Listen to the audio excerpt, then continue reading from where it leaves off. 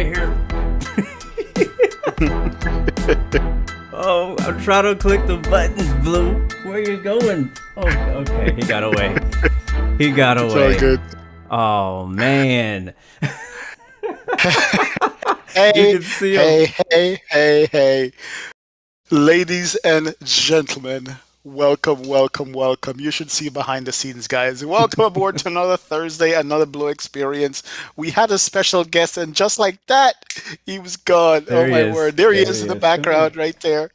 What's going on, people? It's XP, it's Blue Games. Welcome aboard to a Thursday, another exciting episode of the Blu-XPerience. We were trying to get this guest on here, but he's like refusing at this point. He's getting pissed. He He does didn't not want to want stay. it today. He does not want to No, have it. he does not want to have it for the camera. Right? It's so cute, though. Look at that. Oh man, bro, you're so cute. Ridiculous. Blue, what's going on, man? Welcome to the show. What's going on, brother? Yes. What's going on, my Oh, friends? oh man. Welcome back to the Blu-XPerience, and we are here with the original Blue. Okay, you hmm can go now. You can There you go. go. You can go. Yep, Go sit down somewhere. That was our I special know. guest today, but he ditched on us. So it's just us, man. Stage fright. Man, he But doesn't want to deal with what's about to come today, man. That's what it is. He doesn't want to face the music. His first name is Micro and his last name is Soft. No. yes. Wow. Guys, we have an episode for you today. Oh We yeah. figure it's about time we did this. It's the 1 year anniversary, 1 year and some months, maybe, or 1 year and I'm not even sure exactly, to Microsoft Flight Simulator 2020 dropping on us. I remember it clear as yesterday when they dropped the first intro trailer. Oh And yeah. we were like, oh my word, what is about to go down in the flight sim community? And here we are, Here we 1 year are. later. So we I have to do this recap and see where we are. I remember just a bit quick flashback, and I'm curious of Mm-hmm. what how you felt and people in the community how they felt. But I remember coming. I was actually in the hotel, the final night of the hotel at Flight Sim Expo in Orlando in 2019, and the as Flight Sim Expo was winding down, the E3 conference, I think it was the E3 conference, was just kicking off. And on the first day, I believe, Microsoft Flight Simulator and the Microsoft team of Sobo announced that first trailer. Oh man, I remember freaking the heck out, man. It was nuts, man. And I remember making a reaction video to it, stuff like that, and and so on. And but yeah, so now leading up to a whole year and some probably a month or so after the release, of it actually coming out, which actually makes it 2 years ago, because 2 years ago was when we first discovered it was gonna happen, and we Right. started getting excited and the hype started to build up. But then a year ago, we actually got our hands on it on the PC version. And so now a year from that time and 2 years from the original look of it, it's like, man, uh, are we disappointed? Are we satisfied? I know the answers to a lot of these questions already, but you know what I'm saying? Like that's kind of what today's episode's about is what is Microsoft Flight Simulator today? How are we feeling about it today? How are we feeling about the future of it? And how are we feeling about what we've gotten in the last 365 plus days? Yep. Absolutely, man. I remember being awestruck at the cinematic of it with the birds flying, Oh man. with the airplane over the water, and I was like, no way they're going to be able to do this. They can't deliver on this. Are you kidding me? And here we are to discuss it and see what we actually got based on what we've seen. I know some of you guys have memories of this stuff. So, Mama Shark says it's 1 year and 2 months. I remember because Gia was trying to stream at the hospital right after I gave birth. I remember that. It's I true. I remember that. Yeah, it is true. He's trying to download it. My Mama Shark's in the hospital giving birth to Air Force Two. So, yeah, it's true, man. But there's a lot to talk about, and I'm kind of breaking it down into some lists that we're going to go over some stuff today to see where we are because it's so much, it's so much behind the scenes of what Microsoft is doing. There's so much that they're releasing, there's so much that they want to accomplish. And I have some thoughts about that. And as far as because what I'm discovering with Microsoft just in general is that with Microsoft Flight Sim in general is that I believe that us streamers, streaming airliners, in the airline category is a small niche compared to the other folks that they're trying to target as well, or are targeting more than us, Hmm. if you know what I mean. And you'll see when we start naming off some of the things that they have come out with since, and you determine where they have targeted the stuff to. But let's jump on the first one though. Performance. I remember when it came out, I had my 1070 at the time, Yep. 1070 Ti, and I'm going, man, compared to what we had previously, this thing is going to be a hog as far as graphics is concerned. And sure enough, when it dropped, man, my PC was like screaming and crying, like, bro, please. I literally, I first I tried ultra, that didn't work. Oh I boy. tried high, that didn't work. Oh And then I boy. tried medium.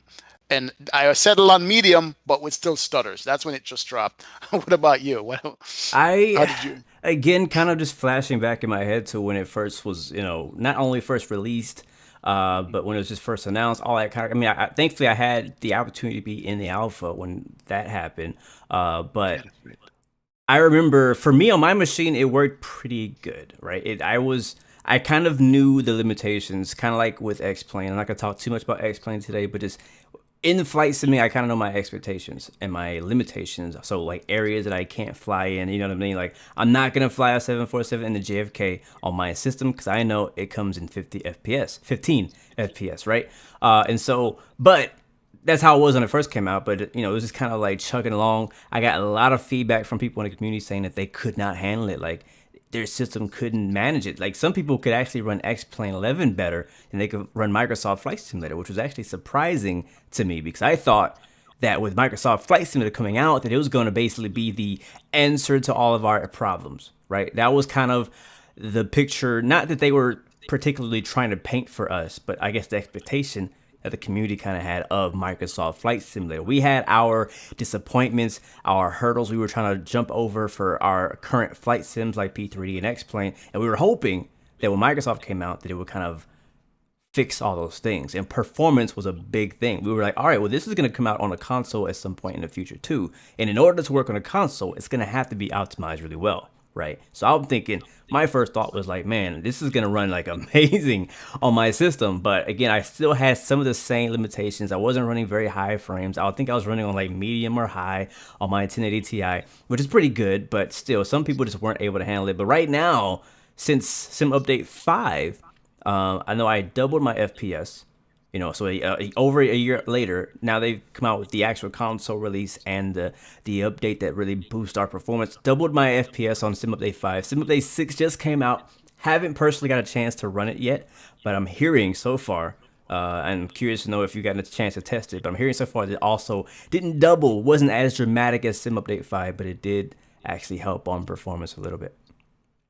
Yeah, I have to say +1 in the Microsoft Flight Sim column for definitely boosting performance. Yeah. You could see it from the first time it came out, where it was like a slideshow for me. I was able to tune it a little bit, with my 1070 Ti graphics card and get it usable, where I was able to do some flights and be satisfied enough with it. Not 100% satisfied, but, I'm like this. I see what they're giving me visually, and I know that's got to cost some. It's got Oh to cost yeah. either CPU or GPU, right? And it did. And so I was like, okay, but they did when they dropped 5. That was the dramatic increase we saw in 5. Now there was controversy over it because people are saying that the graphics didn't look as good anymore, like when they just dropped it. It's almost like they're like, you know what? We showed you this promo trailer. We better make sure it looks like this when the game comes out, regardless if it's going to stutter or not. And maybe only 20% of you guys are going to be able to actually get this particular performance on it, with a beasting PC. Yeah. Now, fast forward, how many people updated their PC just because of Microsoft Flight Sim? Because I know I did.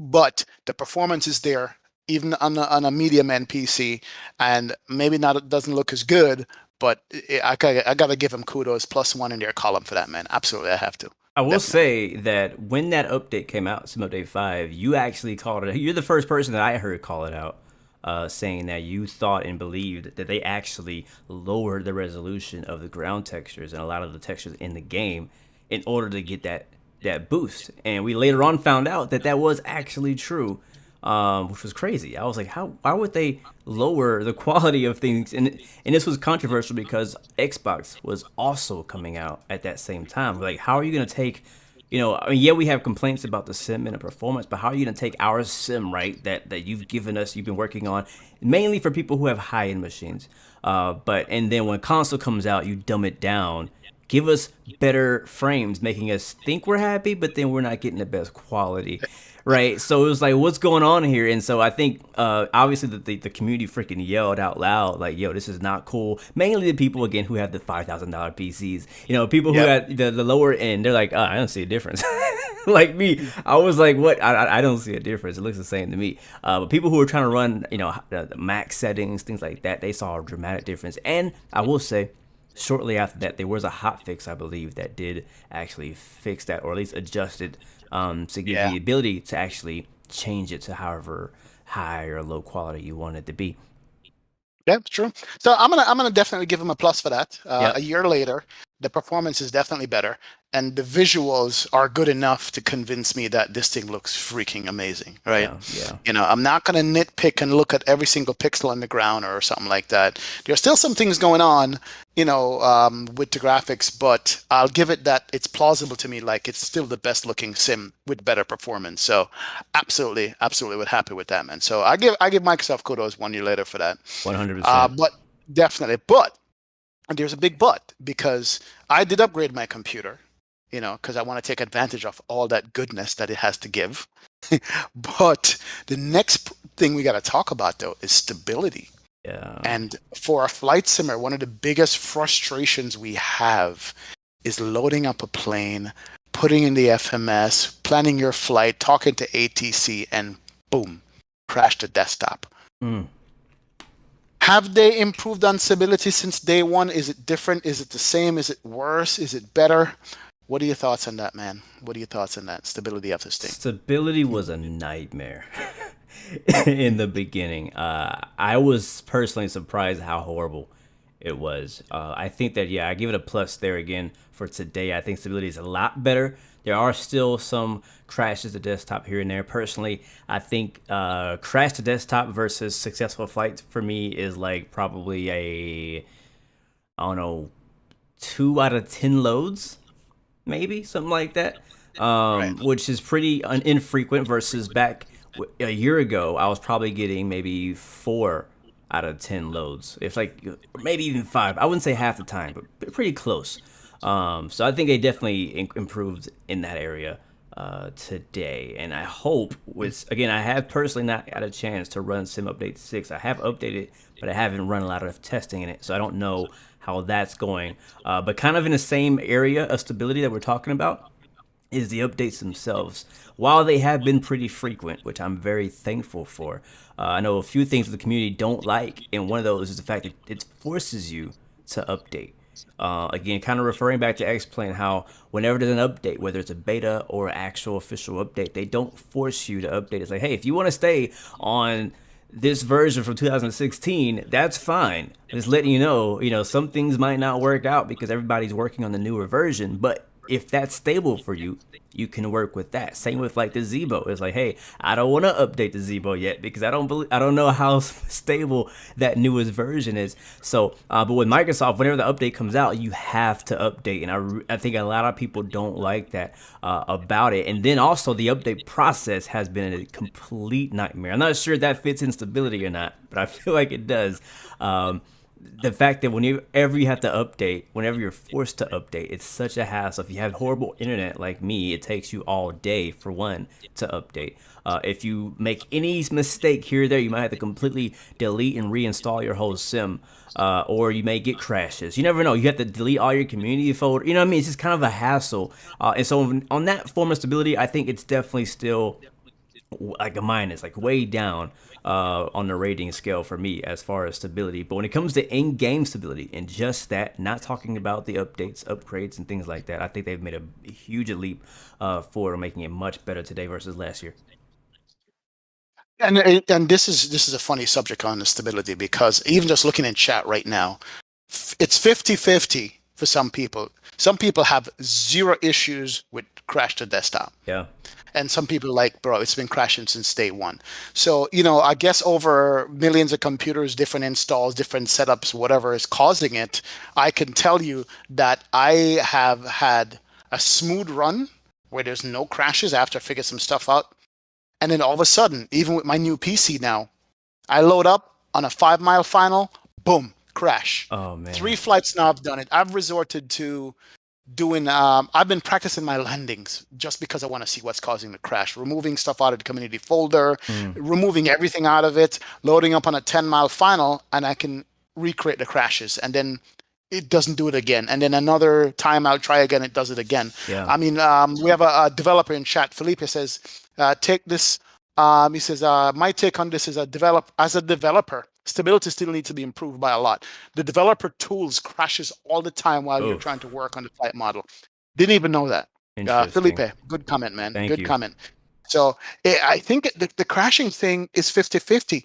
Now, if we could narrow it down to say, hey, it's the community folder and all the add-ons you're running, or the lack of add-ons, or your graphics is turned up too high or too low, it would be nice, but it's just unpredictable. Yeah, You I know, I think still also. haven't done a successful I still haven't done a successful flight yet with my new PC with Microsoft Flight Sim. Wow, that's Believe it or crazy not. because Yeah. you got a Yeah. freaking NASA computer now, and I'm like, man, you Yeah. must be just loving flying through those clouds on your PC now. So Oh the fact man. that you have such an amazing machine and you upgraded your machine, not just for flight sim, and Right. for you to be getting that, it shouldn't be happening. Well, it's funny because the handoff god laughed at me. My wife laughed at me. She goes, "Yeah, you're talking so nicely about Microsoft. You're raving at 2 flights, bro. I was raving like, oh my god, because I gotta tell you, and this is something that my experience at Microsoft Flight Sim is that the minute you get the right graphics card and the right computer, you have a whole different sim Oh experience yeah, when it's smooth and running. And that's what's happened on my 2 flights. And then all of a sudden, 5 mile final, boom, done.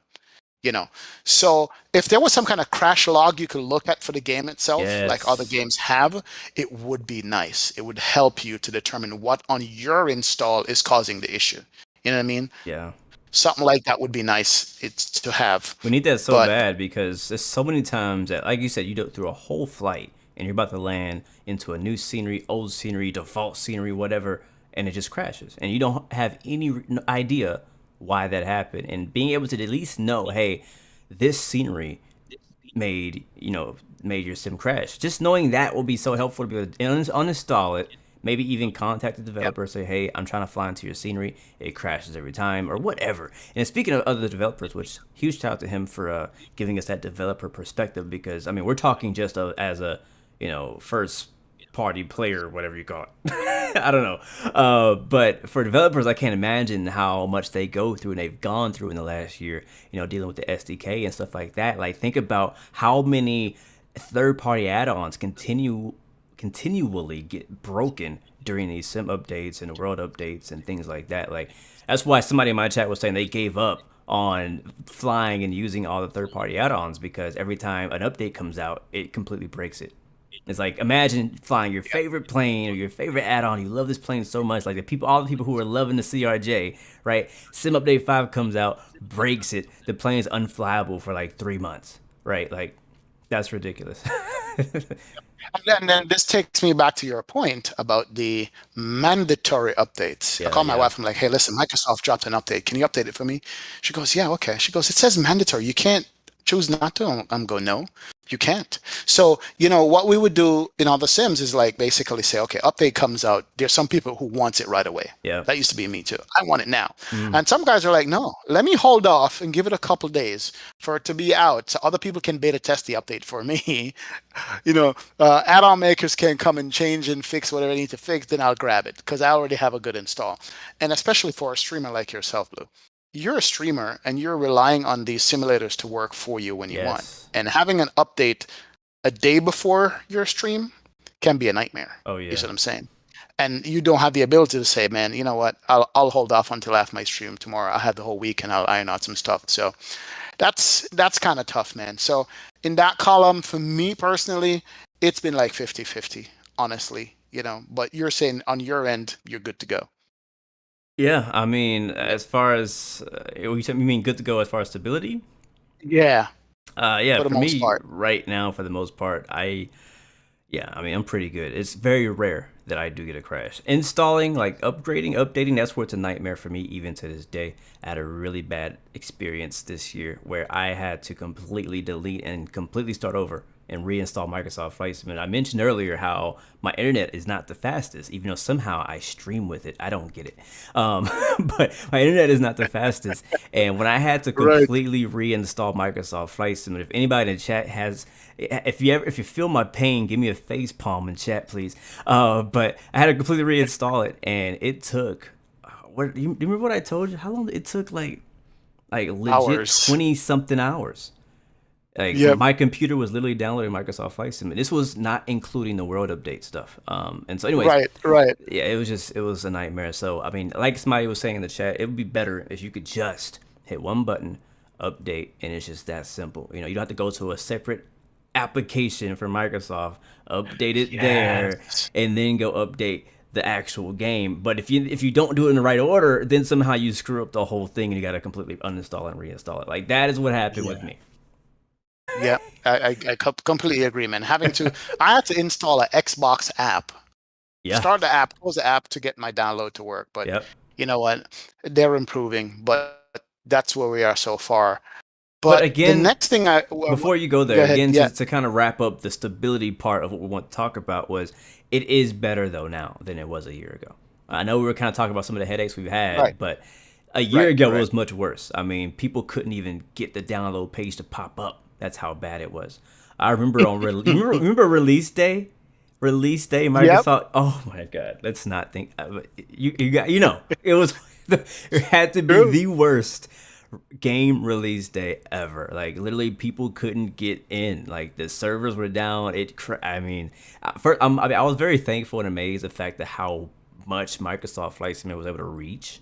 You know how many people were Right. playing and trying to download it. Like that was amazing to me. But the fact that they broke the internet that day, like I think YouTube went down. I'm just kidding. But seriously, like it just basically broke the internet when Microsoft Flight Simulator came out. But again, today I think things are way, way, way better. Yeah, it's getting there, man. Definitely. But it's funny though. Just Microsoft Flight Simulator on a whole, and this has have been one of my rants, and I still hold fast to it.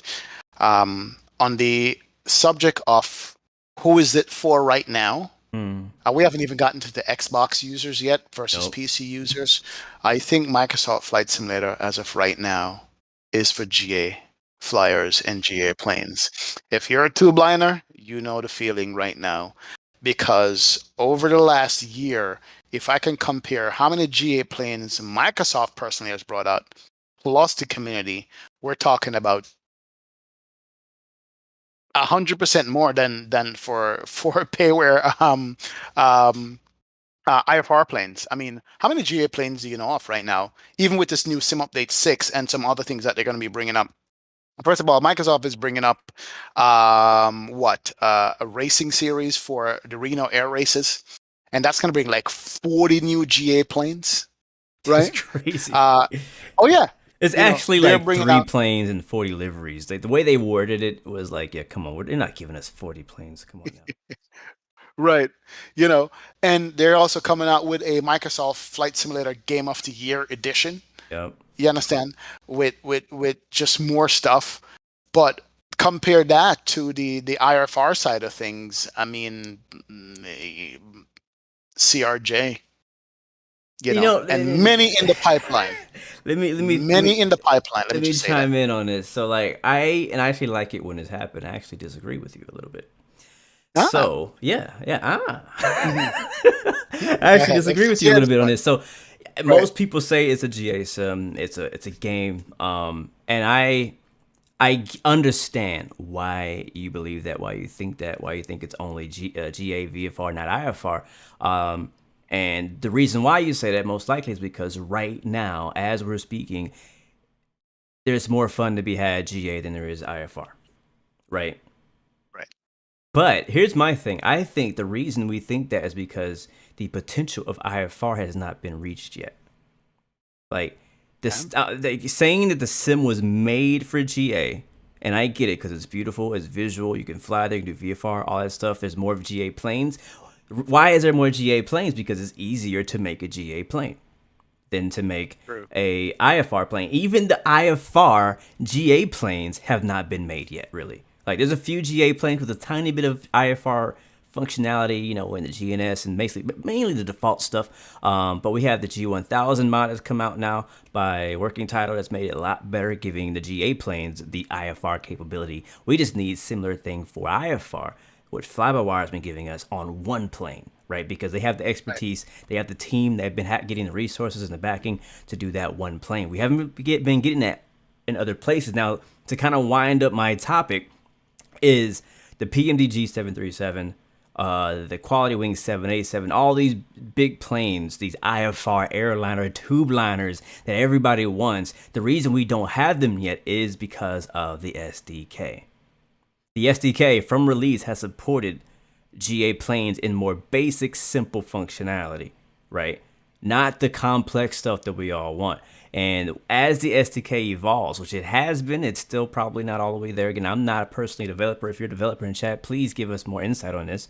But I believe the reason why, and we keep seeing in the developer posts, is that, hey, the SDK basically can't keep up with the developer, right? Like the developer has all these things they want to do with their plane and functionality they want to happen, whether it be within the flight model, the terrain radar, whatever that thing may be. And the SDK from Microsoft has not been to the standard that they need to make that plane do the thing they wanted to do. Now, the reason I say I don't think this is a VFR sim, I think that Microsoft fully intends to make this semi-FR, but it's going to take somebody to complete an aircraft to make it seem like it's an IFR sim. You get what I'm trying to say? No, I fully understand. I think it probably comes down to expectations that were set, maybe in Yeah. my head, Yeah. right? Because when we saw the preview, we saw all the G8 planes were like, oh man, this is pretty. And then we saw an A320, Yep. and we saw a 747, and we Yep. saw a 787. We're like, yes, I'm spending the top dollar. I'm getting all of this right here from jump. Only to realize that a year later, we literally fly none of those three planes in the actual default state Yep. at all. It's almost like there's no joy in flying it. And yeah, if that's coming from a hardcore IFR person who wants the A320 mod, who wants the Heavy Division mod, who wants the Salty 7 simulation because it just puts more into the plane. It's almost like a GA plane is easier to make. You're absolutely right. And you could just jump in and fly. But when you're looking at a big tube liner, you don't want to jump in and fly. I mean, some people do. Well, let's You think want to about have this that too. complexity. Think about this too. X-Plane, for specifically X-Plane. I don't know much about P3, but specifically X-Plane, what is the ratio of GA planes to IFR planes in X-Plane?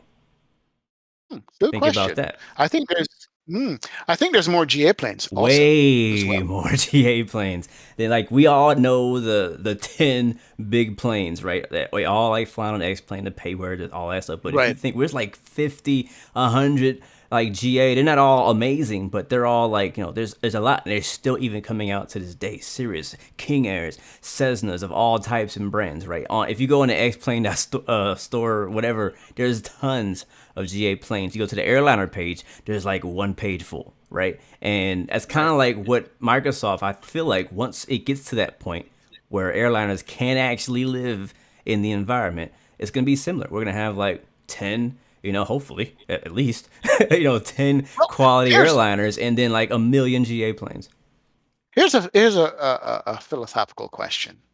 Do you think for the flight simming community, there are more GA users than airliner users, or is it the opposite? What do you think? I'm actually going to even put a poll in chat for that.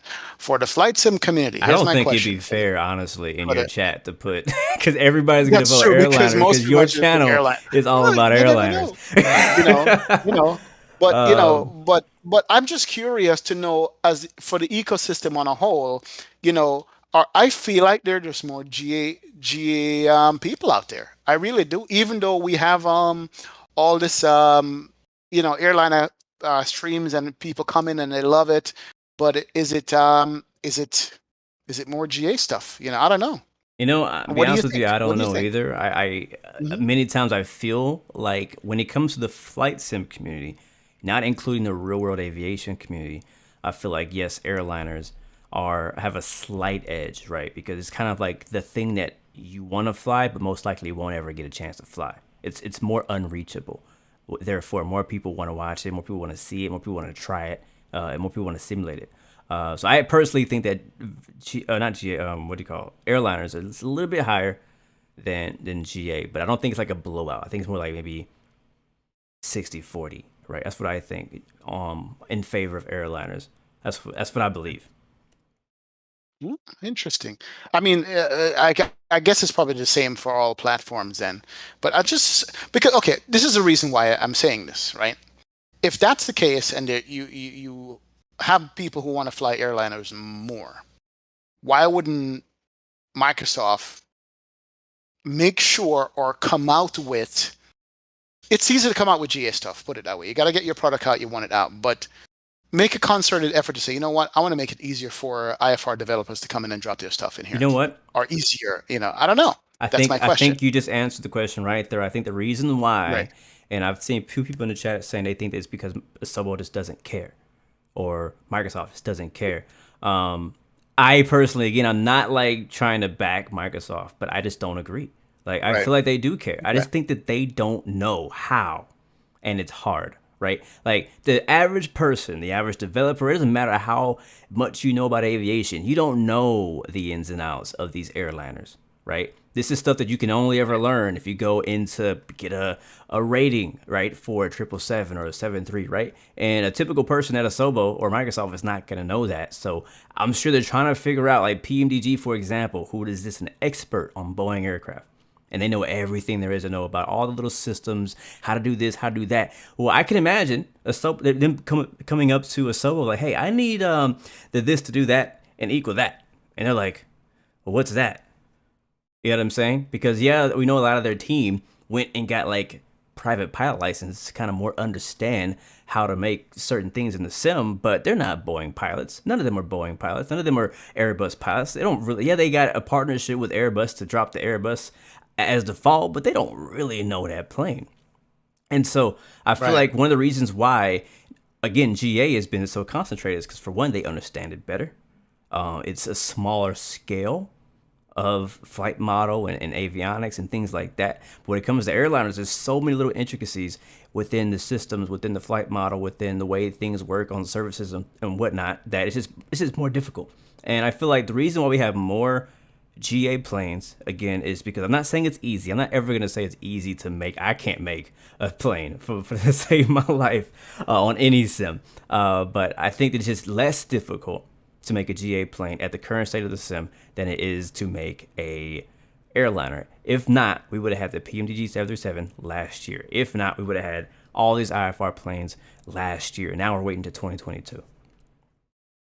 So here's a voice in chat, Mr. Two-Tone Murphy. Two-Tone, what's going on, man? Welcome Uh-oh. to the stream.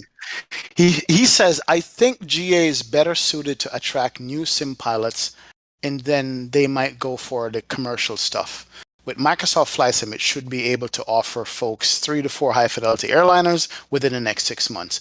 I am hoping so, Two-Turn. I'm actually hoping that within the next 3 to 4 months, man, we get those airliners to calm people like me down. You know what I'm saying? I was actually I It's got true. somebody in Yeah. chat actually saying that Yeah. GA is actually more demanding than flying airliners. And as a pilot, it's actually more demanding to fly GA than to fly like IFR when an airliner. Do you Right. agree?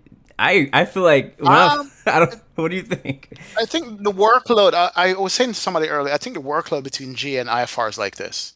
GA, you literally jump in, you do a few things, and you get started, and you take off, and you go. But then you're basically hand flying it the entire time, and do navigation if you're not using any kind of GPS stuff. With airliner, once you program up everything properly and you take off, hit the autopilot button, you could literally read chat the entire time and not pay attention to the airplane, and it will fly you 6 hours. Yep. So I think the workload is different at different phases of flight. You understand? Yep. Real world wise, GA was very demanding on me when I did my introductory flight because there's so much going on. I didn't have an autopilot. You know what I mean? I don't know. So I think just the workload is in different And I places think maybe between the not two. GA versus IFR, but VFR versus IFR.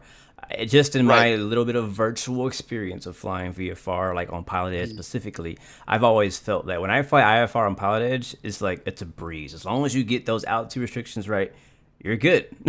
But when you're Right. flying VFR, you got to watch out for airspaces because you're not IFR, you're not getting flight following, and You got to watch out for airspaces. If you are flying into an airspace, you got to make sure you're right distance away that you can contact tower or approach or whatever. So this is a lot more, I feel like, to do as a single pilot when you're flying VFR with a GA plane versus if you're flying IFR in any plane, honestly. But yeah, I mean, we're kind of getting off subject there. But yeah, I just think, and like kind of going backtracking to the original thing you were asking about was, do I think that Microsoft Flight Simulator is a VFR sim today? Yes, maybe. But I feel like they have full intention on making this a sim that you can simulate IFR. It's just that it has not progressed far enough yet. Well, here's a question. Are they making it a sim for IFR, or are the developers making a sim for IFR? I think developers are making it a sim for IFR, but also in order to do that, they have to push Microsoft to make it work for people, for them. You know what I mean? Yes, yeah, definitely. Absolutely. Look, the reason why I'm going on about Microsoft the way I am passionately is because it is a future sim. It's got all the ingredients right now when you look at it from feel, sitting in it and so forth, to be that. We just want to push it along and get there already kind of thing. And I mean, are we there yet? You know what I'm saying?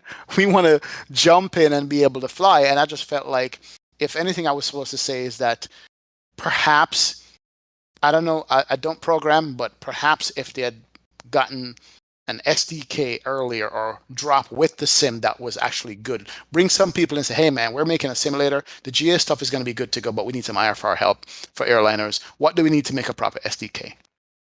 I don't know when that process started for them. Yeah, I think they started. It's been a year. I think they started too late. Exactly. I think that they were all bragging about, hey, we're gonna work with the developers, we're gonna work with the community. The first red flag for me was the fact that they were not represented at Flight Sim Expo 2019. That was the first red flag for me. Well, not red, maybe like a yellow. It's just like, come on, man. Like, this is the community you're making a sim for, yet you're not at our event, our biggest event of the year. And again, yet in this year, they didn't come again. But kind of like, I was maybe a little salty about that. Let me let that go. But but I think they started too late. I know they were like, all right, developers, contact us. We can help you and we can develop the SDK. And again, when the sim came out, by default, GA was much better. The IFR stuff was just trash. I mean, again, today we were not flying any of those planes because even after all these updates, it's just not to our standard, right? Like, yeah, they've tried to fix the autopilot and the oscillations of the nose and all kind of things like that, but it's just not to our standard of a plane we want to fly in our flight sim. Even people who are brand new to flight sim, who don't even know what they're missing, are like, this is better. Yep. It's true. If I was supposed to just jump in the simulator now and pick it up with an Xbox and have all these Cessnas and all these GA planes to fly around, I'll be like, what are you guys talking about? This stuff is good already. Look how pretty it is. I see my house, But because you're more seasoned in it and you want the complexity, that's probably the only reason why I'm going on and on about that. But speaking of IFR planes, man, it's been a year. Yep. We have only one IFR plane out. How many more planes are we expecting? Hopefully within the next few months. What are we looking at? List-wise. Let me correct you. One airliner out. Yeah, that's true. If you can fly all the GA planes, IFR. That's going to true. Somebody in chat will be like, what does he mean, IFR plane? Cessna's an IFR plane. Yeah. But yes, one. Oh, is it one? Is it just one? Well, the CRJ. Yeah, the CRJ. Yeah. We have one like airliner-ish plane that came out from Aerosoft, and the next one that coming out was a Twin Otter for some reason. No one know why they decided to do that, but we're gonna leave that alone. Yeah, man. I mean, here's the thing. I think it was before Microsoft came out. PMDG was like, yeah, we got stuff coming. Quality Wings early on. Yeah, we got stuff coming, and they really hyped this up, making us think we're gonna get something in the year 2020. This was last year. Even GSX, the freaking ground handling thing, which I was really looking forward to. I was like, man, when I got into the sim and saw how trash the ground handling was, I was like, we definitely need these guys. And they have been just silent on the radio since then. I haven't heard nothing from those guys. But yeah, we need it. Yeah, that's the thing. Go ahead. V1 Sim here says, amen, Blue. I said that at the very beginning, and people roasted the heck out of me for it. Why the heck not have one or two people at the expo? That's what V1 says. Yeah, man. In the chat. It's true.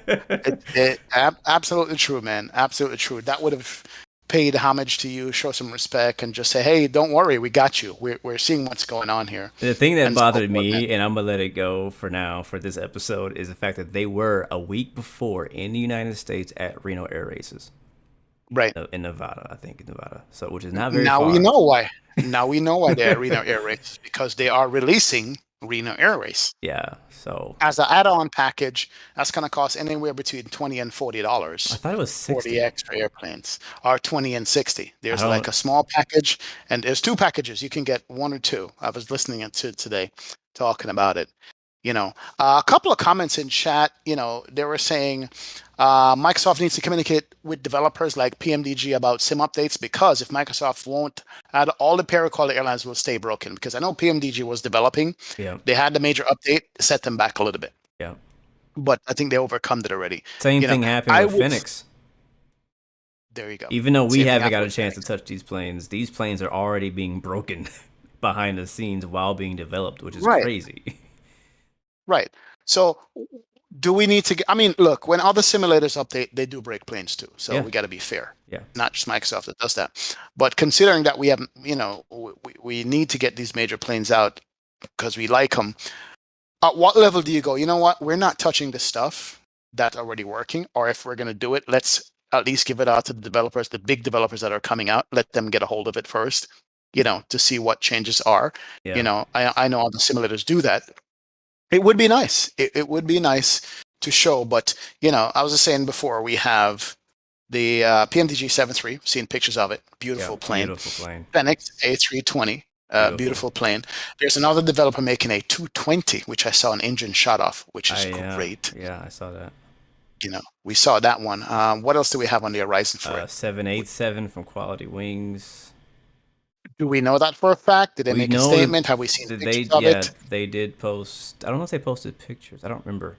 I remember making a Mhm. video about it. I don't remember how much details I had, but I know that they did make a statement saying they were working on it for Microsoft Flight Simulator. Right. I got you. Felipe, who's a developer, says documentation on the SDK still lacks a lot. The overall flight sim development is used to self-learning and trial and error. Problem is that it takes time to do that. So that's why these planes are so delayed coming out, because you're making it as you go, or making it up as you go along, or learning the stuff, which is crazy, man. But look, the future is bright, I think, on that aspect. I will rant and rave about what should have been or could have been, but I think that the future is bright. And the future is bright because the airplane add-on makers are having issues. But have you seen the scenery developers? How are they Hmm. doing, in your Scenery opinion? developers have. There's been a few. There's been probably, I would say personally, and this is no offense to all the rest of the scenery developers, because there's a ton of you out there. But I Right. feel like as far as game-changing people who are really pushing the limitations of the sim, there's like five Hmm. of them. I'm talking about using all the things that Microsoft has to offer. I can't honestly think off the top of my head right now. Like, I'm talking about people walking around in the terminal, animations that you haven't seen before.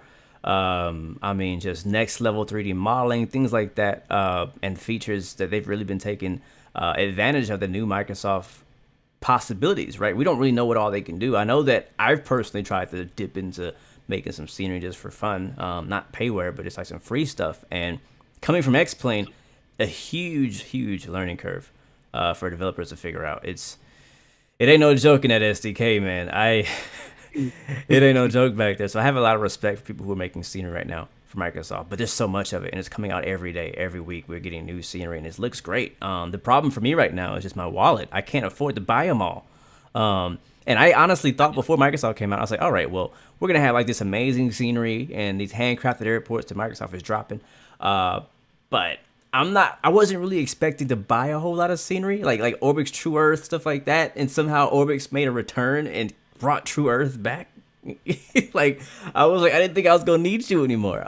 So it's cool because people, scenery developers, are filling the gaps in the scenery that are there. There's a lot of cities that don't have that beautiful photogenic, not photogenic, but the whatever you call it, the 3D Photogrammetry. photogrammetry, and people are going in and either replacing it or making their own Hmm. 3D buildings for free and for pay. So I think scenery developers are killing it right now, despite the limitations. And it doesn't seem like these updates are breaking airport scenery like they're breaking aircraft, payware or freeware aircraft during these updates. So far, I mean, for me, I'm just amazed by what I've seen possible. Oh yeah, and I'm actually happy that the sceneries are on average cheaper than all the other sims. Yes. They're you know the same scenery in one sim can cost $30 and cost 15.99 in the Microsoft Flight Sim. And I appreciate that. I appreciate the fact that maybe because of just scaling and you're getting much more sales from that as a developer, you're able to price it less. You know what I Yeah. mean? Yeah. And I love the fact that these sceneries are, I know your wallet is going to burn, but more affordable than what you get in an X-Plane. Because I see an X-Plane seeming like $35, like, whoa. Yeah. I got to figure out how many times I'm going to fly to this airport for me to get my $35 back. Am I Yeah. going to go there once? You know, Yeah. or do I need to just book like 10 flights there just to make, to feel like I've got my money's worth? So, I'll say right but now it's a hard that's, life mhm. for a flight simmer because especially if you're running multiple sims, you're buying scenery twice now. Like you're like, all Yes, right, well, I don't know yes. what's like. You're half committed to. You're buying new planes on X Plane. You're buying new aircraft and add-ons and scenery on Microsoft Flight Simulator. Now you're paying double what you're paying a year ago. Where you're just like, you're already like, I don't know if I want to pay $25 for a scenery. This year you're like, I don't know if I want to pay $50 for both versions of scenery. You know what I mean? Because you want to fly into the airport in Microsoft Flight Simulator, but then a new plane comes out and you're like, all right, now I want to fly in there in X plane. I found myself having the exact same. I'm not sure about. I know you play both. I don't know if you had this issue yet, but I've personally been like, do I really want to buy this a second time? Yeah, it's true. I think I get confused now to say, what, didn't I own that already? Oh Yes. yeah, you did own it. It's not in Microsoft. You owned it in X-Plane, bro. Absolutely. You know, uh, so what I also love about the sceneries from Microsoft, there's a couple of apps. I mean, a lot of people buy it directly from Microsoft itself. I don't. I buy my sceneries from the different vendors, but there's an app called Contrails that I've been using, Yes. Love it. and it has about 6 or 7 or 8 developers in it, and it's just basically automatic updates and automatic downloads into your community folder. It's so beautiful to have. You know, Yeah. with Xplane, you gotta drag it from here to there. You gotta have all the libraries to go along with it, bro. Yeah. Yeah, I So this stream is not sponsored at all by Contrail, but I want to say you need to get Contrail if you're playing Microsoft Flight Sim. I wish Contrail had X-Plane scenery on it. Honestly, yeah, man. the way they is True. if you have the Orbix direct downloader thing, it's very similar to that. But they kind of promote more developers more. Orbix is just now bringing in partners and stuff like that, which is cool. It has Right. the map on there. But Contra does a very similar idea, but I feel like it takes it to like the next step, right? It has like almost all the developers you probably used to seeing for scenery, and you could again, like you said, even if you bought it on a different website, it would be like, all right, have you bought this before? All right, just put in your activation code. We'll add it to our system. You don't re-download it. You just have it in your system. So now, whenever that thing updates, because most of us don't keep up with scenery updates. I know I don't. They're like, oh, I'm like, what? Yep. Atlanta updated again? You know what I mean? So it's like Contrail will tell you, hey, this is updated. Would you like to update it? And boom, it updates it, drops it right into your community folder. You have to go searching for it. Look, it's just super convenient. So again, not an advertisement. I don't know those people. I know I've tried it out and I love it personally. Yeah, I absolutely love that, man. Because when I got the new computer and start loading up everything again, found it so much easier to load up in Microsoft with all the scenes that I had before versus Xplane. I'm like all over the place, download one by one, drag it and dropping, make sure I have this, make sure I have that, double folders. Just man, it's been a mess. I haven't even done half the stuff I used to have before. So, Oh yeah. but Another one I but that said, love. Sorry, I mhm. didn't mean to cut you off. Another one I No, like go ahead. is FlightSim.to, which is, Oh oh my yeah. god, it's like the best thing ever created for flight simming. Like, I can't, I mean, That is the repository, man. bro, Yes. it started out as just like a place to download stuff, and then they came out with the whole map feature. We could see a map of all the scenery of the whole world. Click on it, goes right to the link, and you can download it. And then now it has a mod manager where you can go and check and just click on updated or mods need updating. Click on that, and you can Hold see on. a whole list that shows all your planes or sceneries that's been updated, and you can update them. Like it's just, man. I'm bringing that up now. I didn't know about Did you its not mod know that? manager. No, here it is. Hold on. Did you not know that? Wow. Look at Yes. this. No way, man. Game changer, bro. Absolutely Freaking game beautiful. changer. Look at this. I'm scrolling through it right now.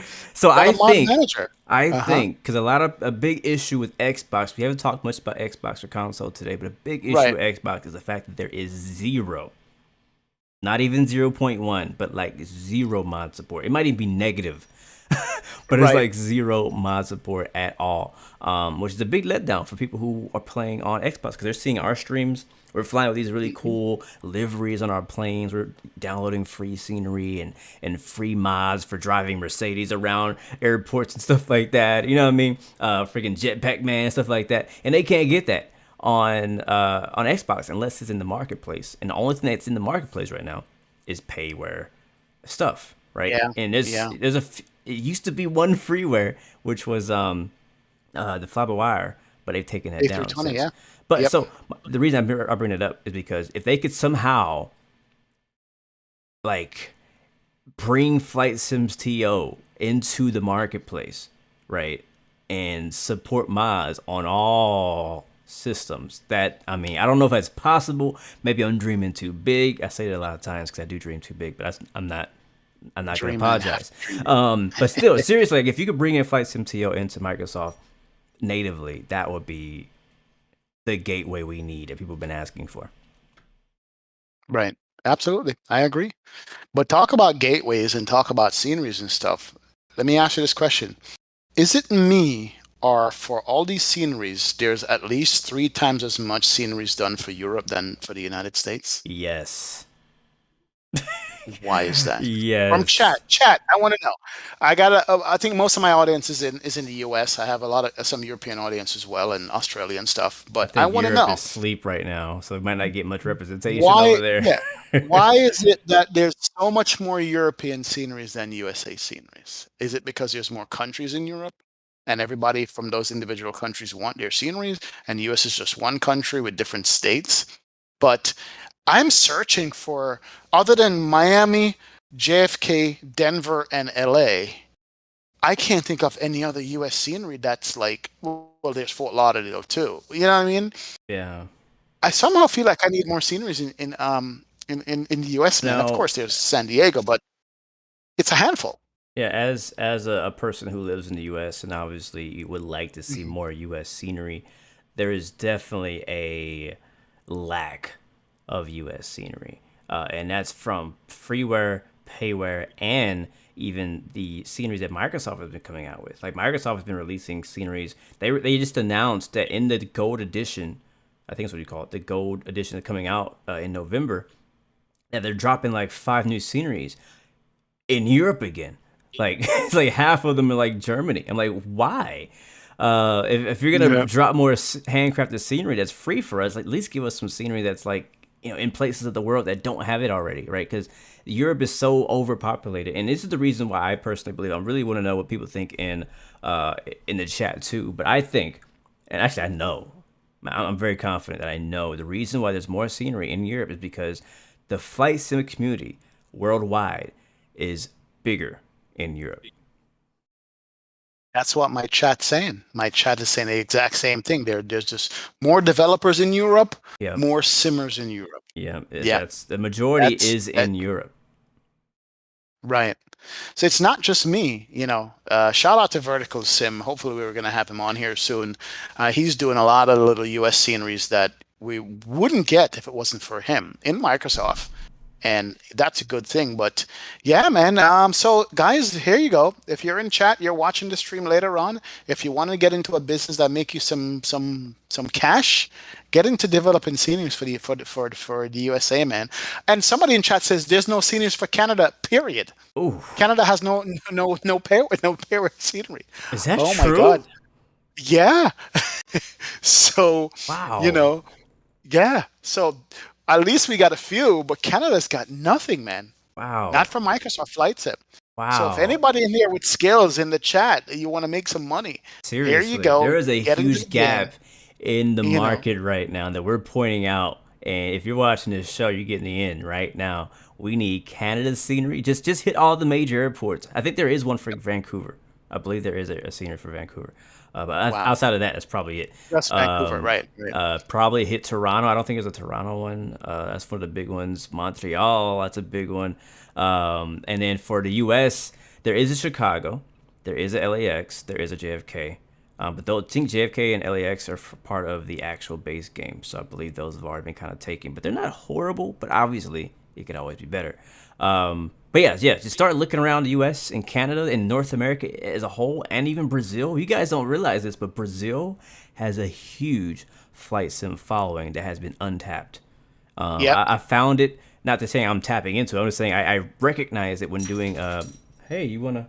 There you are. I recognize it back when I was doing a mobile flight simming because it's just they kind of match up, right? European Right. is most popular, obviously, and then there's like Brazil where it's like a ton of people, but not a lot of like developers over there. Obviously the U.S. and in Canada, but yeah, just take advantage of that developers on the scenery side. I'm telling you, if you drop a Charlotte, if you drop a DFW, Houston, a what else we got that's big in the U.S.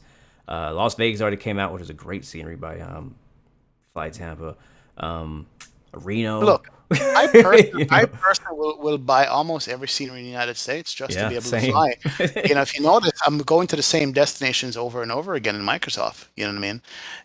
Latin VFR has Fort Lauderdale, Latin VFR has San Diego, Latin VFR has San Juan, Latin VFR has Puerto Plata, I want to say in the Dominican Republic. So there's some Caribbean scenery. Yeah. You know what I mean? So, we just need more, man. We just need more in the US, man. This part of it. Australia's got quite a few too for Yeah, Sydney, honestly, I feel like Australia is Brisbane, better for the Gold Coast. Australia is better Yep, represented than Canada it's and true, man. Mexico put together, and probably even better Right. represented than the U.S. To be honest with you, because Yep. they got all eh, the good. They got Sydney, Perth, Melbourne, Brisbane, all these places, man. Yep. Tyler says Nimbus is supposed to be working on Charlotte, Dulles, and JFK. Oh, that'd So, be nice. I guess it's just taking longer. I don't know if there's bigger airports here or whatever. It's just taking forever. That's my thing. I think There's a it's market for it. again, it's just not as many American developers as there are European. And a lot, what happens is like Latin VFR. I don't know where they're from, but they're probably not from the U.S.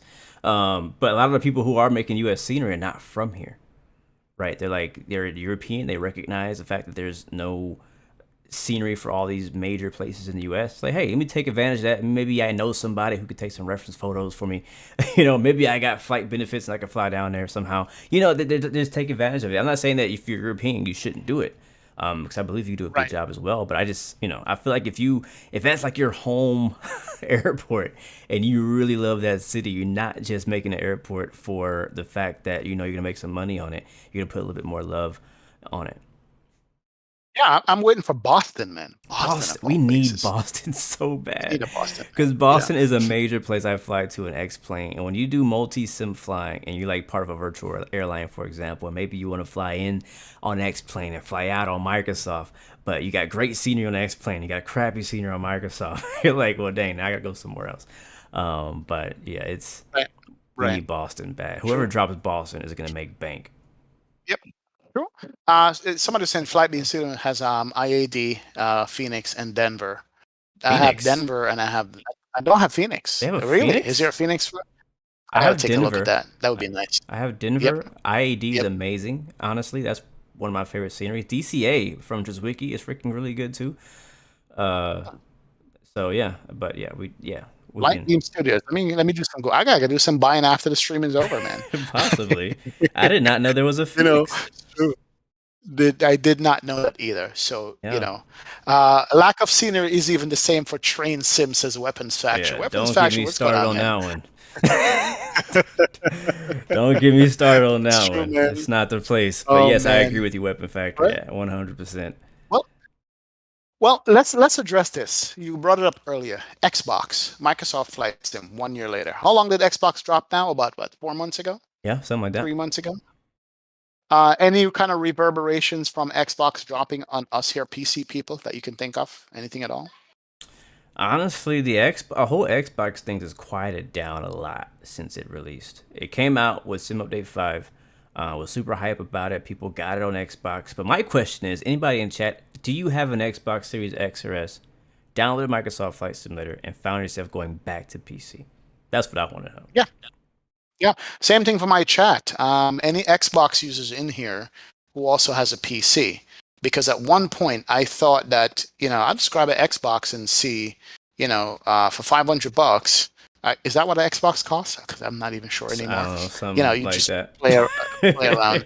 Any Xbox users in chat who use Microsoft Flight Sim that prefer it over the PC because of simplicity of use or anything like that? You know what I mean? Yeah. I would love to know. I Even, would I love mean, to think know about what hardware. they We are. still have not yet got that hardware. I mean, I know it's only been a few months after the Xbox release, but I mean, we know we heard of Velocity 1 from Turtle Beach, which again, if you didn't know, I don't know if anything's changed since Flight Sim Expo. They told me in person saying that they want to have it out before the holidays. So we should Right. be very close to that if you want to get the Turtle Beach one. But Honeycomb has also responded with a Xbox compatible version, which I don't know if that's out or when it comes out. And obviously Thrustmaster is coming out Right. with a Xbox compatible device as well too. So it's going to be definitely be interesting for Xbox users in the coming months, being able to get their hands on some actual equipment that they can use for Xbox. And I'm wondering if that's going to make any difference. Is the mods a make or break for me personally? Mods would have been a break for me if I didn't have a PC, right? Sorry, if I did have a PC, which I do. If I didn't have a PC, probably to this day, months after that release, I would still be playing it personally. I know that. Oh, Power Set basically said it sucks. Power Set, Mr. 777, what's going on, sir? Mr. 777X is in the chat, but he said it sucks. He goes, yeah, it's basic. You get nothing. Uh, Like we're used to FlightSim.to, as you mentioned earlier. With Xbox, you just get GA planes and you're good to go. Have a yeah. nice day. You know what I mean? Nothing wrong with GA planes, don't get me wrong, but you don't have the options to upgrade. I was just curious to see, what it is, because it's an entryway to get it, as Two-Tone Murphy said earlier. It's an entryway to get into the simulator. Yeah. Then decide, hey, you know what? I need a better experience. I need to get the experience that these guys have here. Let me go over to a PC and get it done. I have Xbox Series X, play it on my 70-inch 4K TV. That's a good reason to have an Xbox. Play it on your big Oh screen yeah. TV in your living room. Never thought about that. Oh yeah. Hmm. I have somebody Yeah, saying that they've that never had one crash with Microsoft Flight Simulator on a Series X. You use a whole task and a oh, mouse, have the same functionality on your PC. So wow, wow. so it's That definitely a is mix. interesting. It's about cost. Definitely a mix on And that. again, But think about it like this: if you don't have anything, right? And we're obviously looking at this from a perspective of we have a PC, we have a running working simulator. Two, we have X-Plane and Microsoft Flight Sim. So if Microsoft doesn't work for us one day, we have an option. We have a plan B. We could rock X-Plane. A lot of people have a plan B for P3D, right? But some people out there don't have anything or didn't have anything. They bought an Xbox specifically to play Microsoft Flight Simulator, and that is their only sim. That is their not only their only sim, but the cheapest way they can get into flight simming as well. Because if you want to right. get the same quality, we talked about this before in past episodes, you want to get the same quality, you're gonna have to pay a lot more money to get Microsoft Flight Simulator to the scale that you want it. That's true. A fraction off the price. I mean, I know. I mean, I just bought a PC and I could have gotten 4 Xboxes with that. Seriously, Oh I my definitely could god! have gotten 4 Xboxes with it. When you So say it like it, that, Jesus, you could it have is got, true, and man. all you bought was a graphics Yeah, card. they all have exactly. That's my point, basically. You know what I mean? I could have gotten that with it. So, Wow. hey, it is what it is. But the fact that we are here 1 year later talking about Microsoft Flight Sim and it's stirring up passions mean that we know that this is a simulator for the future. Now, we haven't mentioned any other simulator in this discussion. We didn't want to. There's so much to go over when that comes out. I'm not even going to even go there and do any comparison because I still have fights in my chat about that to this day. Everybody's got their preferences, you know what I mean? I'm gonna leave it as what it is. But my last couple of experiences, minus the crashes at the end, man, I got to tell you that I was in sim heaven. I literally was in sim heaven, for the first time with Microsoft Flight Sim, and I'm just hoping that they can somehow help or push along or get these high fidelity payware airplanes out for us to fly. You know, You know I what? I definitely feel want for to. you, bro. I feel Hmm. for you. I feel for you. I feel for you and a lot of other people who are just like you. When I say that, I mean people who are basically strictly airliner, right? Right, Because for people who are strictly airline, like you don't enjoy anything else. I'm not saying you're against it. I'm just saying you don't get that same satisfaction of flying right. 450 knots at 35,000 feet, right? For people like that, like Microsoft can definitely be a letdown or get stale very fast because on Microsoft Flight Simulator, you're only flying the fly-by-wire in various liveries. If you're in the U.S., at limited amount of airports, right? And then obviously we have the 787 Heavy mod. We have the Salty mod, which are definitely great additions, and they're working pretty good. I don't know how they're working now after this latest update, but I know I've had a lot of fun with those. But for people like that, I feel your pain, and I understand why you find yourself going back to your old sim, going back to X-Plane or P3D. For somebody like me though, and you mentioned Flight Sim Heaven, I feel like I'm in it now. Even though it's not to all of my expectations, I don't believe that any flight sim is ever going to be perfect. We love X Plane, right? And it's definitely not perfect because if X Plane was perfect, we wouldn't be playing Microsoft Flight Simulator, right? And we would not have been looking forward to it coming out and fixing all the problems. Vulkan didn't Yep. make X Plane perfect back when they were promoting Hmm. that. X Plane 12 is not going to be perfect either. It's going to be, some of the same growing pains. But right now, I think it's important to kind of appreciate what you have now, find out what you enjoy in a flight sim, right? Like if what you enjoy in a flight sim is on X plane, then fly X plane. Buy all the planes, buy all the scenery on X plane, and get your sim, whatever platform that may be on, to a point where you feel happy and satisfied with getting from A to B or whatever type of flying you're into. For me, I like both GA and airliners. So I tend to not get stale because I find myself bouncing between not only different aircraft, but different types of aircraft from all sizes, all shapes, fast, slow, whatever. Sometimes I'm in a mood to do some bush flying at literally 30 knots. That's hella slow. Like boats go that fast. But so I get in the mood to do that, and I love it. I enjoy it. I enjoy doing bush flights or using Neo Fly. We haven't talked about that. One of the greatest third-party career mode add-ons been created since Microsoft came out. So being able to use that and do firefighting, deliver passengers. We didn't talk about helicopters either. Helicopters is something we still have not gotten support for in Microsoft, and they're talking about it's not going to happen until 2022, and yet we got amazing people in our community who have found a way to make multiple helicopters work in the sim. But yeah, as a person like me who loves all different types of aviation, helicopters, GA, high wing, low wing, rotor wing, and airliners as well, I find myself well-rounded and enjoying all the content available right now. But obviously, I still yearn for more. I still want more. I still want to be able to fly that 737 realistically on Microsoft Flight Simulator, the 777. But I know I'm not going to get that right now, right? We're waiting. We're getting impatient. But if I want to fly Zebo 7 or a 737 quality 737, I go back to X Plane because, like I said, my X Plane right now is at a point where I enjoy it. I like it. I might have to turn my settings down a little bit, but it's okay. I have it to a point where I enjoy flying the planes that I have. So I am very picky when it comes to buying new ones because I already have a setup that I enjoy. And on Microsoft, I have a decent setup that I enjoy as well. I got scenery. I know the planes that I can fly that I'm gonna enjoy. I know the planes to not fly because they're gonna break. You know what I mean? The 747. You know what I'm saying? So I think that's kind of like, I guess to kind of wrap up that thought that I had was just to kind of fly what you enjoy.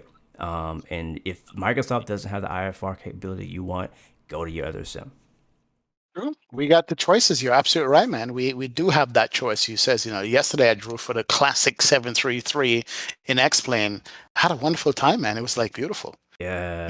The only thing, the weather was reloading on me like crazy, but other than Oh, that, like it was like a perfect flight start to finish. So I love that. But tomorrow I did update to Sim Update 6. mm, I have been doing some final approach testing on it.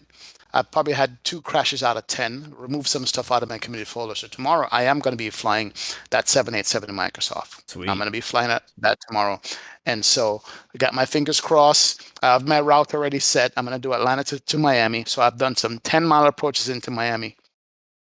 I haven't had a crash yet. So Nice.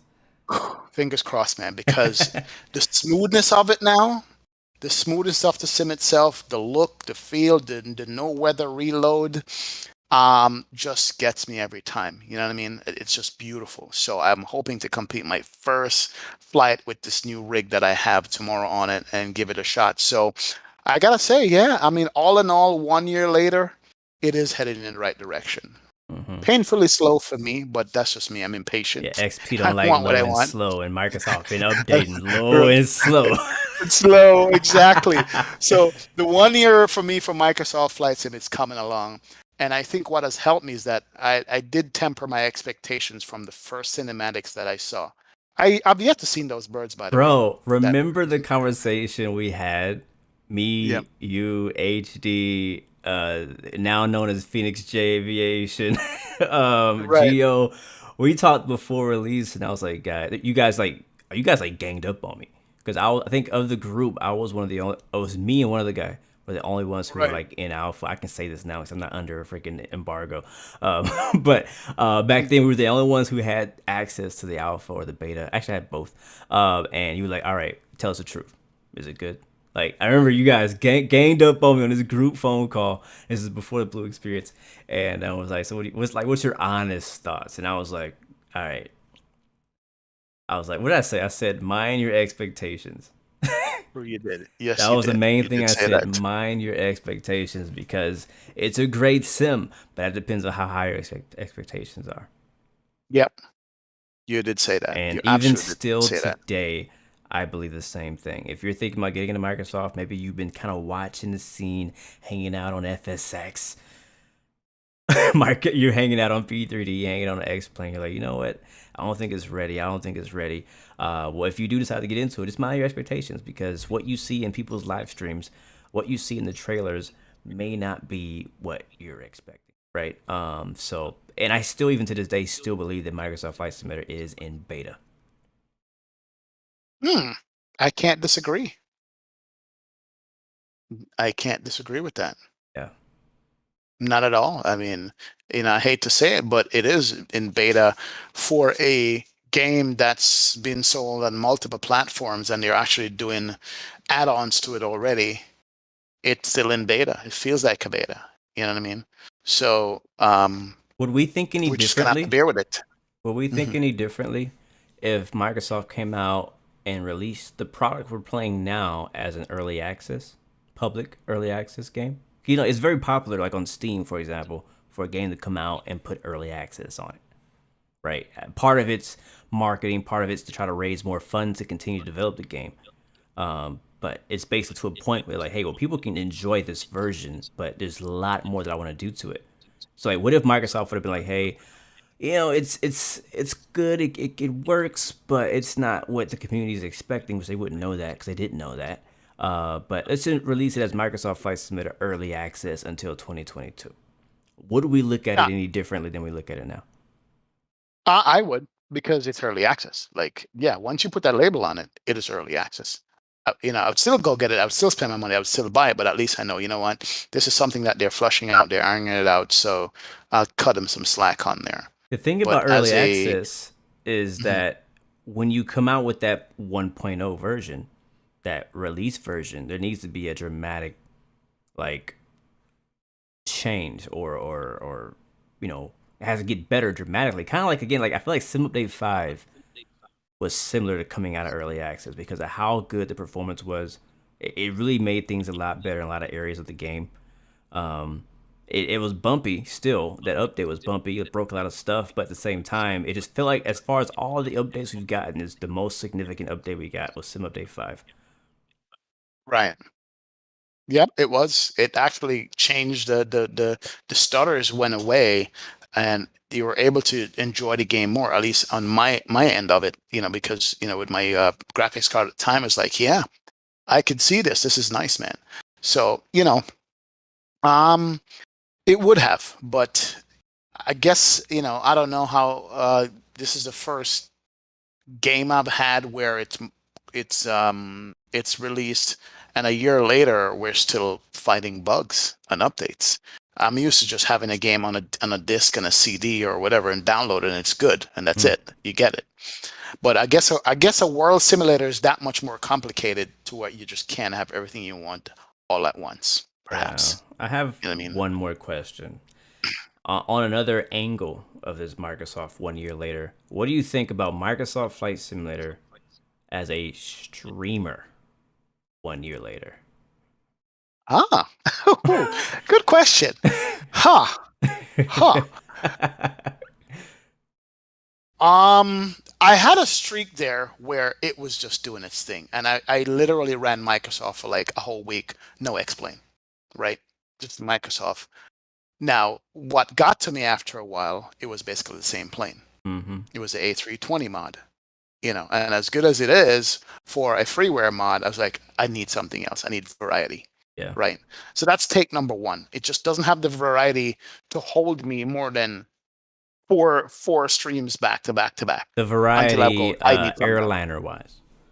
Airliner wise, right? And that's just from my perspective. Right. I know Two Tone Murphy has his GA streams, and he's got a whole bunch of guys flying with him, Yep. and Yep. they can do so many different destinations, so many different airplanes to choose from, and it's great for him. So, and he's a streamer, and that works, and that's awesome. You know what I mean? But for me, the variety isn't there.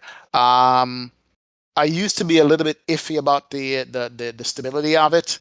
There's also a period there where the stability was completely fine. No had any issues at all. I can complete a flight from A to B. I think this was after Sim Update 5 came out. It Mm. was it was just smooth sailing. But then I did a whole reinstall, and all of a sudden the stability is not there for me anymore, which I just got to check a whole bunch of stuff and see. So, as a streamer, it's 50-50. You go back to that old pair of what jeans or something that it's broken in already. The knees worn out, whatever. It doesn't look as crisp and new, but it's comfortable, right? With Microsoft, it's the new shoes you get that you kind of have to break it in a little bit for it to like get comfortable in. You know what I mean? And it's Yeah. still not there yet. So I wish I would look honestly. I probably would be playing Microsoft Flight Simulator more if I had maybe two or three planes that I can just trust and jump in. I Yeah. probably would be because it's so visually stunning. It's so beautiful. You know You know what I what's mean? what's So, crazy is that in the last year, like when not flying Microsoft Flight Simulator, I have literally mainly majority only flown two planes on X-Plane, and that is Zebo 737 and like the Tolus 19 or 21. Like it's like the two planes. So think about like if you had a Boeing on Microsoft Flight Simulator to be that other alternate, then maybe you could spend more time on the platform because you have at least one more plane that you can fly, over and over and yeah. over and over, especially if it's a good quality. So I agree. And another kind of thing to continue that question for the angle of Microsoft Flight Simulator as a streamer, what about the community and even the numbers? Like, I mean, it was crazy, right, when it first came out. Like, how was that comparing to today? Mm. Just say that question. Repeat that question one more time. Think about my Basically, answer. numbers wise, how is streaming Mm. Microsoft Flight Simulator today versus when it came out? Oh, I mean, it absolutely makes a huge difference. When Microsoft came out, the numbers like doubled and tripled. Like, you have to admit that as a streamer, it brought so much more people to the community. It brought so much more people watching live streams and want to be a part of it. But a funny thing happened, though. You want to hear the funny Oh thing? yeah. There was a period when we streamed Microsoft Flight Sim so much and we had the audience so much, we were afraid to go back to X-Plane because we were afraid that the audience is going to go back to like two, you know? Yeah, But everybody stuck around and yeah, everybody was interested in seeing, hey man, what plane is that? Where can I get that? Is that Microsoft? It's not? Okay, what is it? What is X-Plane? What is, whatever. And they stuck around because yeah, now these are true aviation people. They yeah, kind of overlook what sim you're flying and just looked at at the plane you were flying and see if this plane was interesting or not. yeah, So that's what happened. The numbers yeah. went up, but people stayed because it was flying, period. It Yeah, was flying in general. I think So that, yeah, and I'm not taking this on me or even on you, but I think flight simmers, people who are streaming flight sim and not just Microsoft Flight Sim, I think that we converted the new people into flight simmers and not just right. Microsoft Flight Simulator fans, right? Because a lot of people first jumped on because they were curious to see, all right, what is this thing that Microsoft and Xbox are promoting? What is this thing, right? And then, like you said, when there came a point where you're like streaming Microsoft so much, you're like, well, I'm trying to ride this wave, right? Because it's a trend, right? And you want to take advantage of that trend as a content creator, but at what point can you switch to the old dog? You know what I'm saying? The old system, put the old jeans back on, and are people gonna still support you over there? And the cool thing was, honestly, at first it was a little bit of fall off there, but at the same time, the people who really were into flight simming, and not only into flight simming, but also into you, right? Into me, into us, into the person, were like, yo, like I like this person, I like this. I don't care what sim you're flying on. You can hop on P3D and I would watch. You know what I'm saying? Like that's the kind of people you want following your channel. And I know we're kind of getting onto like a streamer thing, but like we're streamers, and I got to talk about this side of it as well. But kind of to answer the questions, well, I agree. Back when Microsoft Flight Sim came out, there's a massive just global trend. It didn't matter how big or small your channel was, you were getting affected by the fact that so many more people were interested in this hobby. And so we all saw whether you're doing live streams or you're putting out videos, you saw a big wave in it. And then after the hype died down, it obviously dropped down. But some people were obviously able to stay a bit higher than others, stuff like that. But just how any trend goes. Similar thing happened when Xbox dropped. It wasn't Right. as big as a wave as when it first came out, but it was kind of like it was pretty high there too. So it's very interesting watching those trends and waves and seeing how that happens for streamer and internet and stuff like that. It's just really interesting to watch. So I definitely felt it as well, and I ended up. I think one of the things, the reasons why I went back to X Plane was because I just got fed up. Like it came a point where Microsoft was, I don't know what update it was. It was I probably remember every watching your update. stream. It was just there was just so many times I was like, man, I remember doing a long haul. I think it was Oh probably yeah, my I watched it. And your it's frames kept dropping and dropping and dropping and dropping yes. till it just paused on you and that was it. Yes, So, it just you know, came down to the fact that it became so unstable and unpredictable that I couldn't take it. So going back to X Plane, and I yep. wasn't like I was permanently going back, but I was like I'm gonna mix in a lot more X Plane than I was before. People are still gonna enjoy the flight simming, and the crazy thing too as well was the fact that not only I'm not saying that I did this. I'm saying that the community did this. All the streamers started to go back to X Plane. I remember somebody asking me, I was either in a comment or something one day, like, "Hey, so why are all the streamers going back to X Plane?" I was like, Well, th- well, this will tie it over. There's a comment in chat. Doctor on board made a very interesting comment, and I actually want to read it. "Go ahead." He goes, if you talk about variety in Microsoft Flight Sim, he said Microsoft Flight Sim now has the 787 Heavy Division mod, the CRJ, the Salty 747, the A330, the DC-6, and soon PMDG. Doctor on board, that's a very interesting comment, and let me pick it up and say this. It brings this question: when you have a good working 747 in another simulator, do you prefer to provide a half working one in Microsoft Flight Sim or go back to the one that's fully working? Um, Same thing with the 78, same thing with the A330. If you have already good working A330, or let's say you have the PMDG 737 in P3D, for instance, but Microsoft Flight Sim has one that's barely working. Do you prefer to fly the one on Microsoft that's barely working because it's prettier in that sim, or do you prefer the one that's fully functional? You see what I'm saying? Yeah, So it's like when you have a choice between planes and there's one that's already working in another sim, and you have the new sim that looks better, but the plane is half working, I do find myself kind of cringing at the new sim for some reason. Hmm. You understand? Like I love the 787 heavy division mod because it made the default plane functional. But when I go into overhead and I click ground power and all the ground power lights up and it's three separate switches, it's like, okay, it reminds me that we're not there yet. You know what I mean? Yeah. When I go to the air conditioning panel and all those switches are already selected and I can't click them, so you're kind of taking away my immersion Yeah. I was about from to what I'm say looking for. it's an You know what I immersion mean? breaker. Right. So that's the reason why I said Microsoft only has one decent plane to fly. Well, actually, two: CRJ and the A320 mod. You understand? Those are like really good. It's because the other planes that they have, there's a better version of it in a different sim, Yeah. and that's when you overlook how good looking the sim is for something that's more functional. Then you know what I mean? That's the only thing Until I would comment on that. until you Go get in ahead. the air and you're cruising and all you can do is look at that bird. Man, when I flew that True. Right. A330 Neo, that thing ain't work for crap. Right. But when I got to cruise, Right. I was just like in awe. I was just, it was just so good. I was like, as long as this plane will stay on the autopilot and I ain't gotta touch you, and I could just look at you, I'm having a good time. But yeah, I agree. It's whenever and again, it kind of comes because we have this history from another sim, right? And we got to remember there's some people out there who don't have a history with another sim. Like they don't Yeah. know that the air conditioning panel is something you should have to click on, right?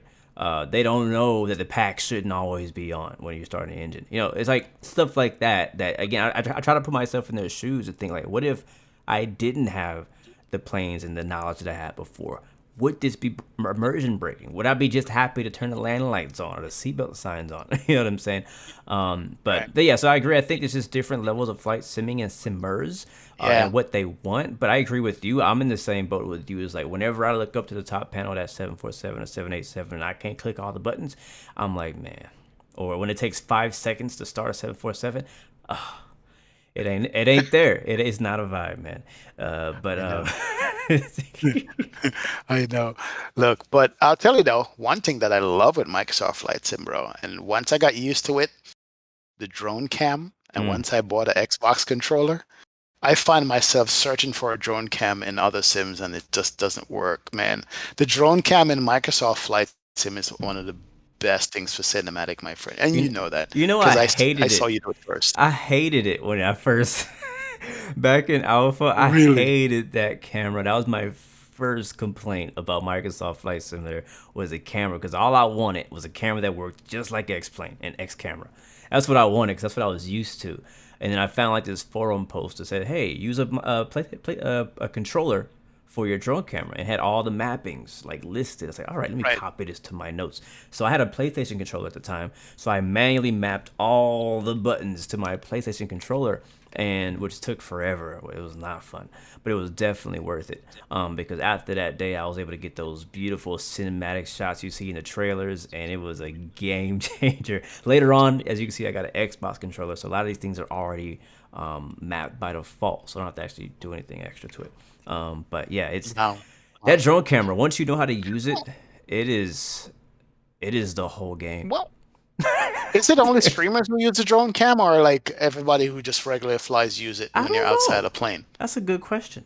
Yeah, I really don't yeah. know. Is it only us for cinematic shots, or does it? What do you guys do? Do you guys use the drone cam at all in Yeah. Microsoft Flight? And when you guys play in chat, let me know.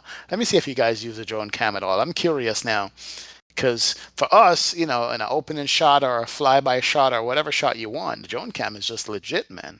Yeah, I wish X-Men would implement that. if I It is didn't have good. a drone camera, like if my drone camera for some reason doesn't work, I'm not using the camera at all. I'm gonna be in the cockpit the whole time. I'm not gonna use it.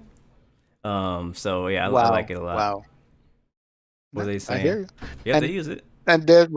they use a drone cam. They use it a lot. Wow. All loving, admiring our birds. Yep, there you go. Microsoft brought me in, and I found Explain after. Like, okay, You cool. can Nice, use John. the drone camera without like a controller. You can use the numpad and stuff. You just gotta Yeah, learn I the used to do that, and buttons. It's a pain. It's a huge difference.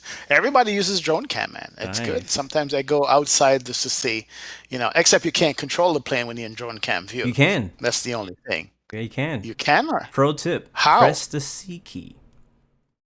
Really? Yes. If you press C Ah. while in the drone camera, you can actually use the plane as normal. But you got to make sure you press it again, or you'll always be using it. So Okay. yeah. So I basically, got you. the C is I a got you. toggle switch. So like while you're in the drone camera, you could be like set up on a view or whatever, and when you press C, you can actually like roll left or hit autopilot, drop the gear, whatever it is you want to do. Hit C again, and you go back into drone controls. Interesting. All right. Didn't know that. Didn't know that. And another Let's turn pro it tip. into. Go One ahead. Go more. ahead. This is one I don't talk about much, but I think it's really cool. Like, you know how we really miss out on those flyby views on Microsoft Flight Right. Simulator, which I wish there was one by default. What you can do is actually, while in the drone camera, press tab. Yeah, press tab, and it will actually unlink the drone camera from the plane, and you can kind of make an artificial flyby or drive-by camera. But make sure you Huh. hit tab again, or your plane will be lost forever. Let's turn this into a learning session now because my reverse doesn't work anymore in the 787. Really? I had a switch for reversers, doesn't work anymore. It Oh, doesn't toggle the reverse, doesn't hold reverse. Both don't work. And I was like, what the heck happened? Is it the update? Is it the mod? So I have anyway, not flown the somebody seven said eight. yeah. Somebody said we need a chase plane for Microsoft Flight Sim. But also we haven't talked about the big thing, man. They dropped replay in developer mode. There's a replay in Well, is developer there mode one now. now, or is there going to be one? Yes. No, there's one now in Like developer mode. I right could be now. wrong. Like if I I load up see. Sim You know Update what? 6, All right. I gotta double read this to make sure. I Developer thought that mode is was bringing coming out replay. with the next Gold Edition update Oh, I in see. Okay, so November. I might have missed it. I might I have don't know. read That's what that I too thought I much read. in my excitement, for getting the replay mode because that would be awesome, man. Hmm. Wow. Yeah. Yeah, So replay mode I think is those are the coming in things. November in developer mode. No idea Right. how that's gonna work, so we will have But to see. yep. But But yeah, guys, that's it. That's any did we miss anything, Blue, by the way? I I don't think so.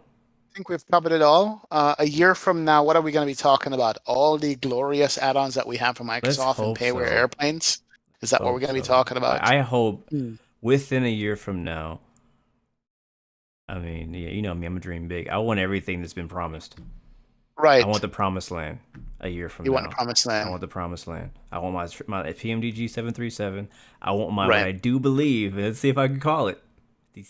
secret 737 project that might exist Nice. somewhere out there. Again, I don't actually know. I'm just saying that I feel like there's so much hype around the PMDG 737, and they're taking so long that there could be someone else that's like, hey, well, I'll make one too Right. for free. Exactly. I don't know. For, I'm that- just, I'm just, yeah, exactly. high hopes. But Exactly. yes, I'm hoping Exactly. for the I've promised land. seen some shots of a 737 that's supposed to be coming out freeware, but I can't say any more than that. We'll see what happens.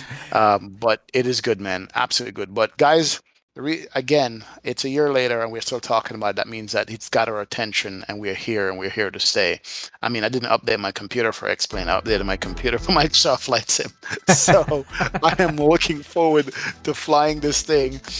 Even night flying, man. Just, yeah, Oh boy. man, yeah. You can go there. But anyway, but yeah, that's I appreciate you guys hanging out with us for this, man. Blue, what are you doing tomorrow? Anything for the weekend? What's coming up for you?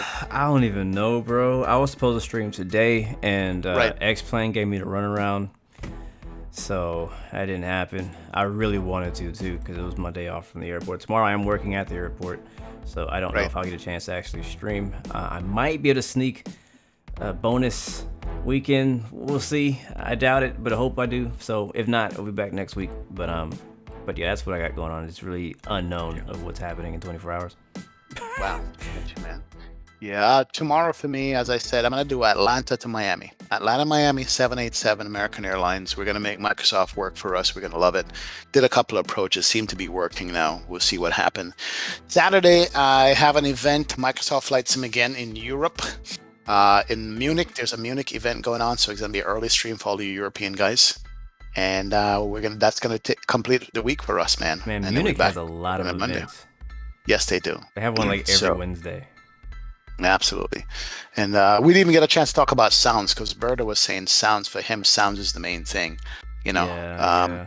remember that promise sounds that we got from Microsoft saying they used how much recordings and all that stuff? What happened to that, man? You know, I do remember that. I remember like watching this whole sound recording video about how they did the TV. I mean, honestly, the planes that they did sounds for Right. in that video do actually sound good. Like I do believe the TBM sounds pretty good.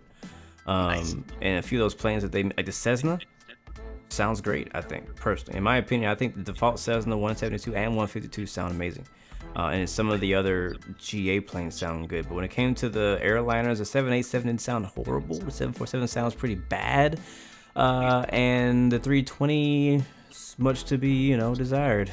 Obviously, the Flapper Wire mod is probably the best. It is the best sounding. Yes. A320 Yes, it is. ever made in a Yes, flight it sim, is. ever. I think I even heard somebody else, another streamer, mention that too, because I now personally work around A320 Neo specifically, and that thing sounds exactly like it when you do the engine start. And I complimented the developer. I was like, man, I don't know how you recorded this, but you definitely captured the essence of what a A320 Neo sounds like. Right. Got you, man. Wow, it does sound good. I love that howling engine sound. You know what I mean? Yeah. I don't know how they did that. You know, one thing stuff, that is actually missing though, and I noticed it recently working at the airport, is when the engine starts. I don't know if this happens on the Neo. I gotta listen again tomorrow. But in the CEO version of the engine, I'm not sure if it's the IAE or the CFM. I don't know. But right when it ignites, there's a like you can actually hear it. You can actually hear Really? the igniter go boom, and then it goes boom. I just noticed Really? it last week, and I was like, wow, I've actually never noticed. That's that. like me at work playing with a gas thing and a lighter. Yes. You literally hear it ignite, and if you're close enough to that engine, you hear it. You won't hear it from the cabin. You only hear it outside. But on the outside. Gotcha. Anyway, I don't go too much in that. I've talked about sound for hours, man. Well, I know, man. You got the best job in the world, brother. Oh, I love awesome, it. Man. I love it. Definitely. Check me out on Instagram story if you want to see more of my ramp life adventures. Exactly. Ladies and gentlemen, we're not going to keep you guys any longer. Thank you so much for hanging out with Blue NXP on the Blu-XPerience. We are actually so happy to bring you guys this stuff every Thursday. We have some lineup coming up of some guests coming up that you guys are going to want to hear from, and we just can't wait for them to come. But it's believe me, but we're behind the scenes. We're working on some stuff for you guys, man. Thank you so much for hanging out. Can I say two more things about the 320? Go ahead. Go ahead. Just two more things I noticed. Also on the Embraer, I wish I would have knew this when we talked to what's his name, X-Craft, a few weeks ago. Right. But I noticed in the 320 on the gear, and only people who work around the real plane, probably pilots will even know this. On the gear, on the actual nose gear, there's a light that comes on, an orange light that comes on when the parking brake is on. Really? And it turns off. So you off. could signal to the ground crew so you don't break the plane. So it kind of like so the people on the ground know if that parking brake is set based on if that light is on or not. And the same thing happens in the Embraer E175, I think. It's a different color light, but similar. I noticed it the other day. And last thing is on the 320, not the Neo. I don't remember if it's the IAE or CFM. I don't really know the difference yet. But when the engine spools down, particularly the left engine number 1, you actually hear like this scratching sound in the engine. And it's not just one plane. I've heard it on multiple planes. It kind of sounds like it almost sounds like the blades are scratching. Scraping sound. As they're just because those blades stretch. Yeah. They control the heat and different things like that. That's probably what you're hearing. So while it's like just kind of like spinning, like when it's done, when it's just spinning, the engine's off, it's just spinning. You kind of hear. I only hear it on the left engine. So again, if you're developing a 320, please take that feedback because I think that would be walking out with a microphone. Such a cool, tiny little detail to catch. But anyways, I'm gonna leave it at that. That's for a stream conversation. Man. But yeah, man. Thank you guys. Like 30 seconds there. I know. Nice. Thank you guys for coming through and watching the Blu-XPerience. Oh man, we've had a lot of fun talking Microsoft Flight Simulator. Again, like you said, we have lots of guests lined up as well. And if you're interested in being on the show or whatever, or supporting in any way, we're always open-minded to that stuff. But anything else before we leave, XP? No, that's it. What was your famous words again? There's 3 choices. You could go ahead and finish the rest. No, I want you to say it. Can you I think remember I it? should know it by now. Give up, give in, or give it all you got. There you There it go. is. Got it. There it is. Peace, My man love, and Blue. God bless you. We will see you guys next time, next video. Run the track. Run the track. There you go. Awesome, There it man. is. Okay, one guy.